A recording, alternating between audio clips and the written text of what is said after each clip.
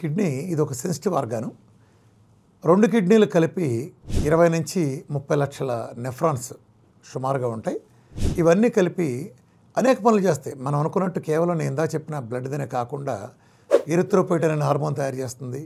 Vitamin D అనే hormone తయారు చేయడంలో, యాసిడ్ బేస్ బ్యాలెన్స్ చేయడంలో, పొటాషియంను కానీ సోడియంను కానీ అలానే వాటర్ని హోమోస్టాసిస్లో ఉంచడంలో కానీ అలానే రీనల్ గ్లూకోనియోజెన్సిస్లో కూడా ఇది అద్భుతంగా ఉపయోగపడుతుంది. ఇవన్నీ కూడా కిడ్నీ ప్రాథమిక విధులు. అందుకే కిడ్నీ పోవటం అంటే ఒక ఫిల్టరింగ్ పోవటమే కాదు, అన్నిటి మీద దెబ్బ పడుతుంది. నేను ఇందాక చెప్పిన అన్నిటి మీద ఆ balances, water balance A to Z మీద దెబ్బ పడుతుంది. ఇంతకుముందు కిడ్నీ ప్రతి 4 నిమిషాలకు ఒకసారి మన ఒంట్లో ఉండే రక్తాన్నంతా ఫిల్టర్ చేసి మలినాల్ని యూరినరీ బ్లాడర్ పంపించి ఆ బ్లాడర్ని మనతో పాసు పోయించడం ద్వారా దాన్ని క్లీన్ చేస్తుంది. అలాగే మంచి రక్తాన్ని ఆర్గాన్స్ పంపిస్తుంది.